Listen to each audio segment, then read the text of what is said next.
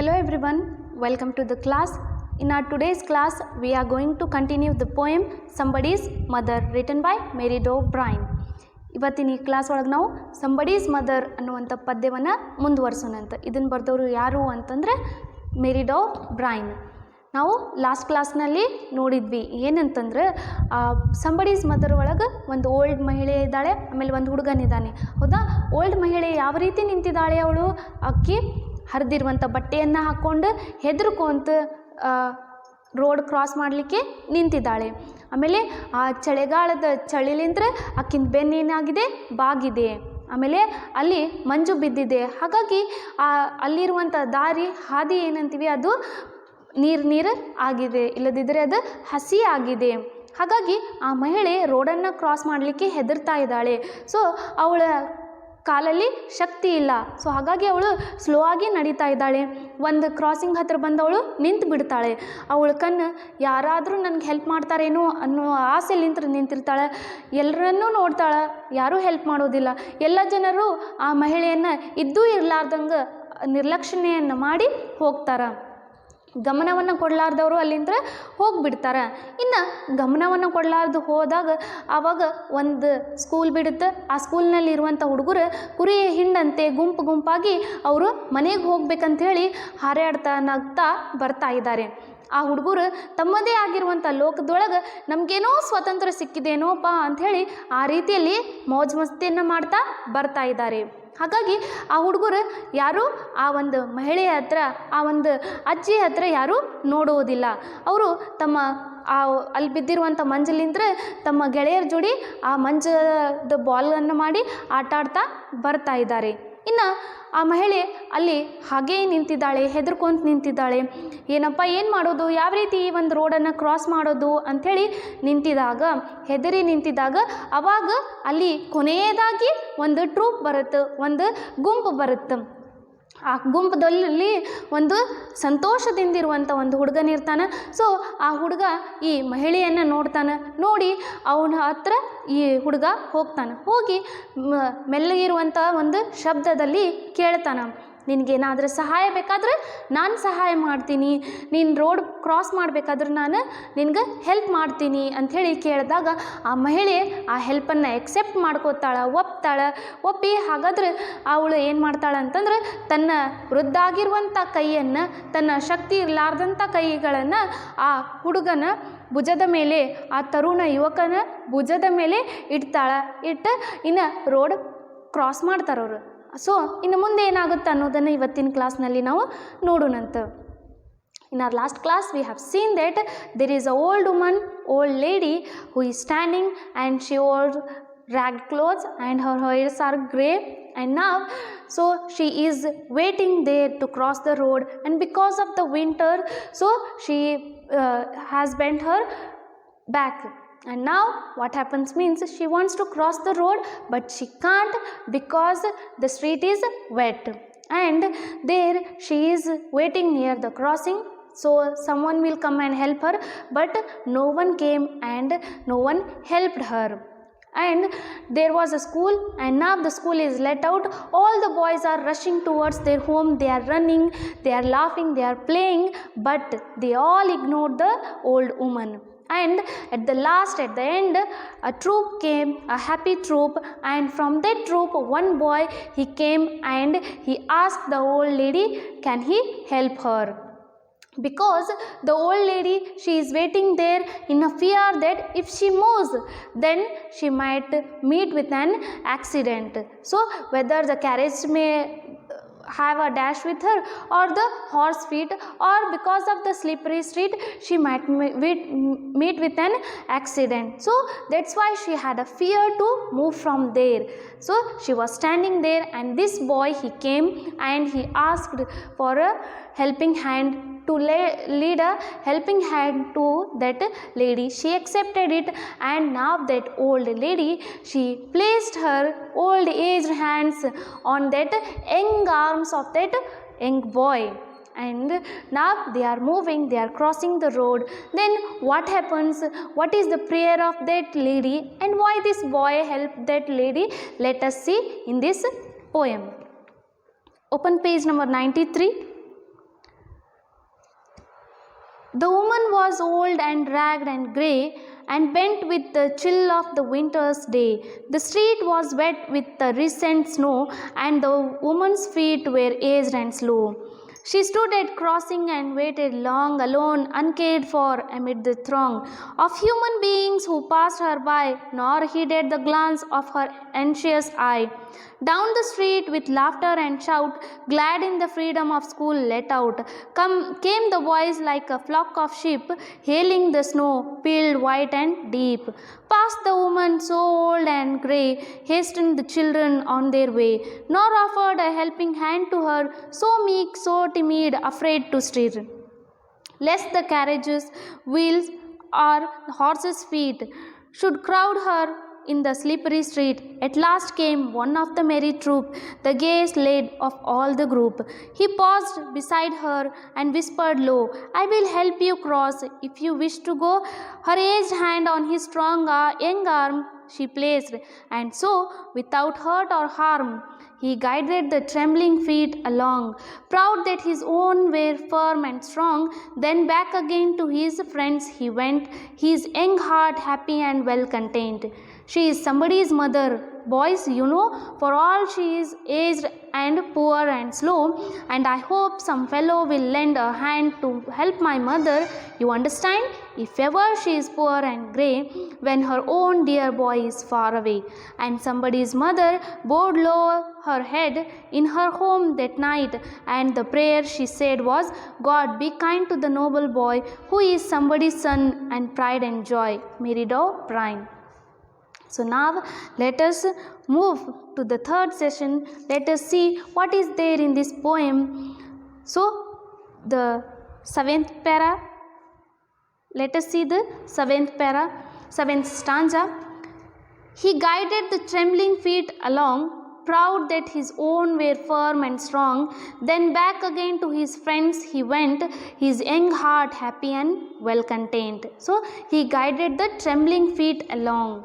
So now, not only that boy helped that lady to cross the road, but he guided that trembling, so shaking feet of that old woman because of her age, because she don't have that health to move alone. So he is helping that lady, the trembling feet of that lady. So he helped her to cross the road. He showed her the path. He guided that old woman. ಹಾಗಾಗಿ ಇನ್ನು ಆ ಹುಡುಗ ಏನು ಮಾಡ್ತಾನಂತಂದ್ರೆ ಕೇವಲ ಆ ಅಜ್ಜಿಯ ಕೈಯನ್ನು ತನ್ನ ಭುಜದ ಮೇಲೆ ಇಟ್ಕೊಳ್ಳೋದಿಲ್ಲ, ಆ ಅಜ್ಜಿಗೂ ಹೇಳ್ತಾನೆ ಕಾಲು ಈ ಸೈಡ್ ಇಡಮ್ಮ, ಆ ಸೈಡ್ ಇಡು, ಇಲ್ಲಿ ತೆಗ್ಗಿದೆ.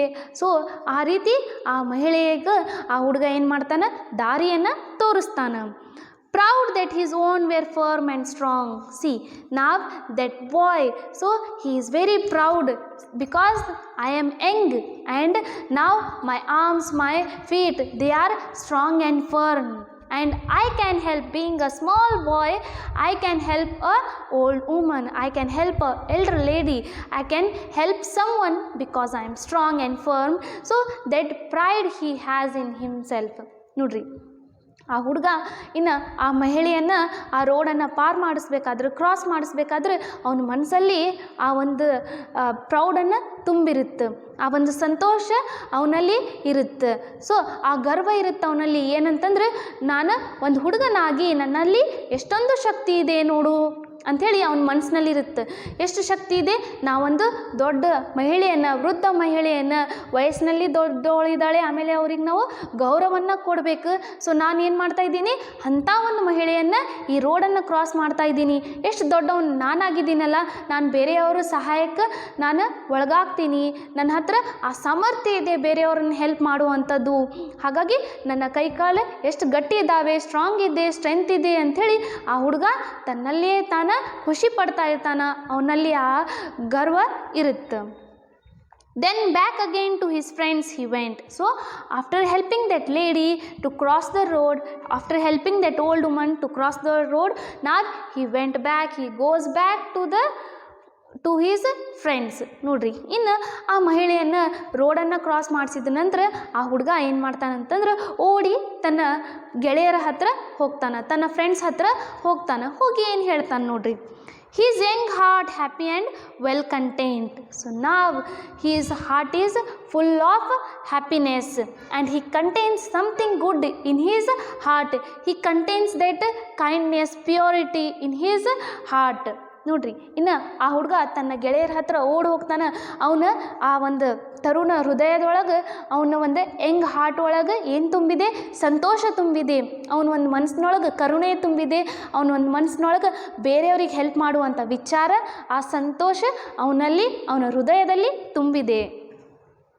She is somebody's mother, boys, you know, for all she is aged and poor and slow, and I hope some fellow will lend a hand to help my mother, you understand, if ever she is poor and grey when her own dear boy is far away. So now he says that she is somebody's mother, boys, you know, so boys in the sense friends. So that boy is telling to his friends that, boys, do you know that lady is somebody's mother. ನೋಡ್ರಿ, ಆ ಹುಡುಗ ತನ್ನ ಗೆಳೆಯರ ಹತ್ರ ಓಡಿ ಹೋಗ್ತಾನೆ ಸಂತೋಷದಿಂದ. ಆ ಮನಸ್ಪೂರ್ವಕವಾಗಿ ಅವ ತನ್ನ ಬಾಯ್ಸ್ ಹತ್ರ, ತನ್ನ ಫ್ರೆಂಡ್ಸ್ ಹತ್ರ, ಗೆಳೆಯರ ಹತ್ರ ಓಡಿ ಹೋಗಿ ಹೇಳ್ತಾನೆ, ಹುಡುಗರೇ, ನಿಮ್ಗೆ ಗೊತ್ತಾ, ಅವರು ಯಾರೋ ತಾಯಿ ಆಗಿದ್ದಾರೆ ಅಂತ ಹೇಳ್ತಾರೆ. For all she is aged and poor and slow. C, she is somebody's mother because she is poor, she is aged and she is slow. That's why I helped her, he says. See, why he helped? Because that lady is aged, that lady is old, that lady is slow and poor. ನೋಡ್ರಿ, ಆ ಹುಡುಗ ಓಡ್ತಾ ಓಡ್ತಾ ಹುಡುಗರ ಕಡೆ, ತನ್ನ ಗೆಳೆಯರ ಕಡೆ ಹೋಗಿ ಹೇಳ್ತಾನೆ, ಗೆಳೆಯರೇ, ನಿಮ್ಗೆ ಗೊತ್ತಾ ನಾನು ಯಾಕೆ ಅವ್ರನ್ನ ಹೆಲ್ಪ್ ಮಾಡಿದೆ? ಯಾಕಂತಂದ್ರೆ ಅವ್ರು ಯಾರ್ದೋ ತಾಯಿ ಆಗಿದ್ದಾರೆ ಮತ್ತು ಅವ್ರಿಗೆ ಹೆಲ್ಪ್ ಮಾಡೋಕ್ಕೆ ಕಾರಣ ಏನಂತಂದ್ರೆ ಅವರು ಬಡವರಾಗಿದ್ದಾರೆ, ಅವರು ಸ್ಲೋ ಆಗಿ ನಡೀತಾ ಇದ್ದಾರೆ, ಅವ್ರಿಗೆ ವಯಸ್ಸಾಗಿದೆ. ಸೊ ಯಾರಾದರೂ ಅವ್ರಿಗೆ ಹೆಲ್ಪ್ ಮಾಡಬೇಕು, ಹಾಗಾಗಿ ನಾನು ಹೋಗಿ ಹೆಲ್ಪ್ ಮಾಡಿದೆ ಅಂತ ಹೇಳ್ತಾರೆ. And I hope some fellow will lend a hand to help my mother, you understand. See, that boy, he is saying that I helped that old lady because she is poor, she is aged and she is slow, and I hope so that in future, so some boy maybe, so there in future he will come and help my mother who will be old at that time, who will be aged at that time. Do you understand this? Why I helped that old lady? Because in favor I want that one or the other way God should help my mother, one or the other way another boy, so he might come and help my mother. So that's why I helped that somebody's mother, he says. ನೋಡ್ರಿ, ಇನ್ನು ಆ ಹುಡುಗ ಏನು ಹೇಳ್ತಾನಂತಂದ್ರೆ, ನಾನು ಯಾಕೆ ಈ ಮಹಿಳೆಯನ್ನು help ಮಾಡಿದ್ದೀನಿ ಗೊತ್ತಾ ಅಂತ ಹೇಳ್ತಾರೆ. ಯಾಕಂತಂದರೆ ಈ ಮಹಿಳೆಗೆ ಏಜ್ ಆಗಿದೆ, ವೃದ್ಧರಿದ್ದಾರೆ, ವಯಸ್ಸಾಗಿದೆ, ಬಡವರಿದ್ದಾರೆ, ಸ್ಲೋ ನಡೀತಾ ಇದ್ದಾರೆ, ಹಾಗಾಗಿ ಹೆಲ್ಪ್ ಮಾಡಿದ್ದೀನಿ. ಇನ್ನೊಂದು ಕಾರಣ ಏನಂತಂದ್ರೆ, ನನಗೆ ಒಂದು ಆಸೆ ಏನಿದೆ ಅಂತಂದರೆ, ಒಂದು ಹೋಪ್ ಏನಿದೆ, ಭರವಸೆ ಏನಿದೆ ಅಂತಂದ್ರೆ, ಒಂದಿಲ್ಲ ಒಂದಿನ ನನ್ನ ತಾಯಿಗೂ ಸಹಿತ ಯಾರಾದರೂ ನನ್ನ ಹಾಗೆ ಬಂದು ಅವ್ರಿಗೆ ಹೆಲ್ಪ್ ಮಾಡಬೇಕು. ಇದೇ ಒಂದು ಕಾರಣಕ್ಕೆ ನಾನು ಆ ಒಂದು ಮಹಿಳೆಯನ್ನು, ಯಾರ್ದೋ ತಾಯಿಯನ್ನು ನಾನು ಹೆಲ್ಪ್ ಮಾಡಿದ್ದೀನಿ. ನಿಮ್ಗೆ ತಿಳಿತಾ ಇದು ಅಂಥೇಳಿ ಆ ಹುಡುಗ ಹೇಳ್ತಾನೆ. If ever she is poor and grey when her own dear boy is far away. See, I am hoping that someday someone will come and help my mother.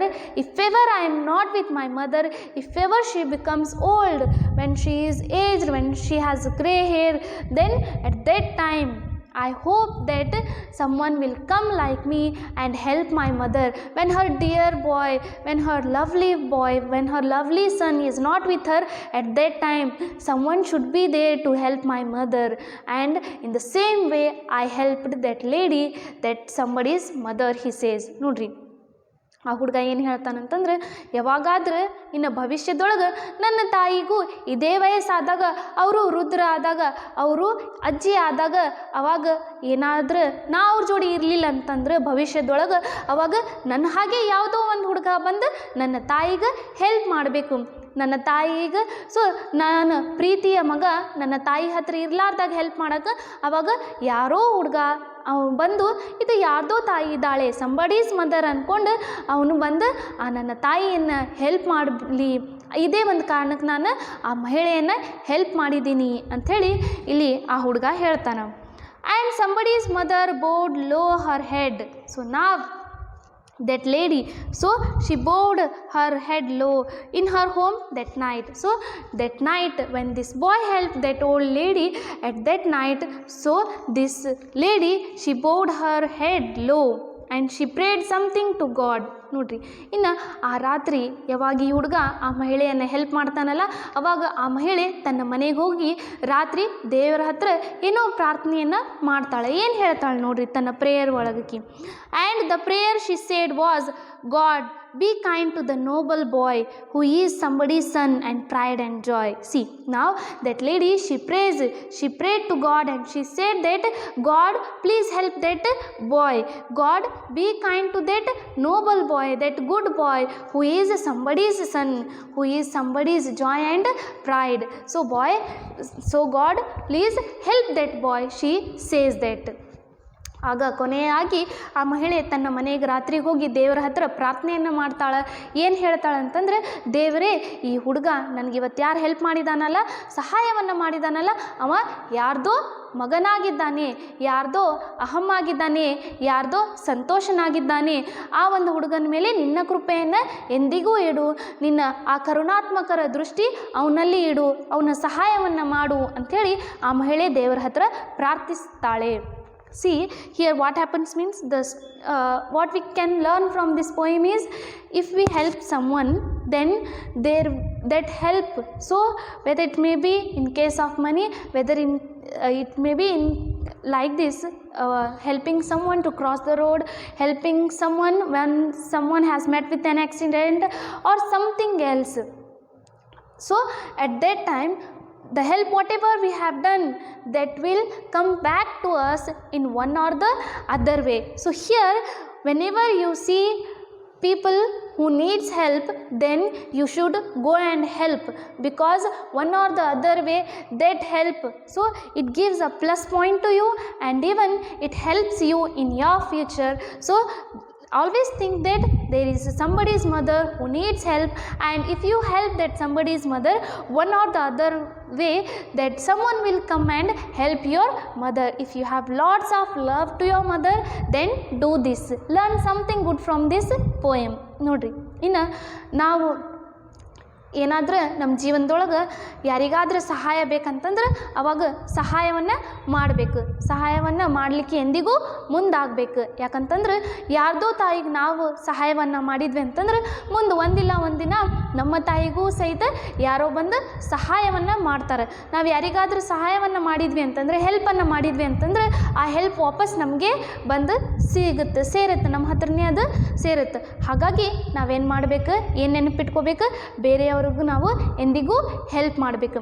So ಈ ಪೋಯಮ್ ನಿಮ್ಗೆ ಇಷ್ಟ ಆದರೆ, ನೀವೇನೋ ಕಲಿತ್ರಿ ಅಂತಂದ್ರೆ ಒಳ್ಳೆಯದು. ಈ ಪೋಯಮ್ಲಿಂದ್ರೆ ನೀವೇನು ಮಾಡಿರಿ, ಇವತ್ತಲಿಂದ್ರೆ ಯಾರ್ದೋ ತಾಯಿ ನೀವು ನೋಡಿದ್ರಿ ಅಂತಂದರೆ, ಎಲ್ಲೋ ಯಾರಿಗಾದ್ರೂ ಹೆಲ್ಪ್ ಬೇಕಂಥೇಳಿ ನೀವು ನೋಡಿದ್ರಿ ಅಂತಂದರೆ, ಆವಾಗ ಅವರನ್ನು ಹೆಲ್ಪ್ ಮಾಡಿರಿ. ಮುಂದೆ ಆ ಹೆಲ್ಪ್ ನಿಮ್ಗೆ ಬಂದು ಸೇರುತ್ತೆ. ಕೇವಲ ಹೆಲ್ಪ್ ಅಷ್ಟೇ ಅಲ್ಲ ನೋಡಿರಿ, ಹೆಲ್ಪ್ಗಿಂತ ಜಾಸ್ತಿ ನಿಮ್ಗೆ ಆ ಬ್ಲೆಸ್ಸಿಂಗ್ಸ್ ಬೇಕಾಗಿರುತ್ತೆ, ಆಶೀರ್ವಾದ ಬೇಕಾಗಿರುತ್ತೆ. ಆ ಮಹಿಳೆ ಏನು ಮಾಡ್ತಾಳೆ, ಪೋಯಮ್ದೊಳಗೆ ಕೊನೆಯದಾಗಿ ಹೋಗಿ ದೇವರ ಹತ್ರ ಪ್ರಾರ್ಥನೆಯನ್ನು ಮಾಡ್ತಾಳೆ.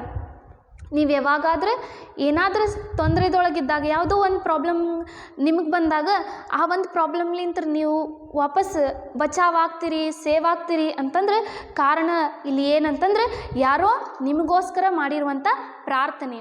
ಹಾಗಾಗಿ ಬೇರೆಯವ್ರನ್ನ ಹೆಲ್ಪ್ ಮಾಡ್ತಾ ಇರ್ರಿ, ಸಂತೋಷದಿಂದ ಇರ್ರಿ.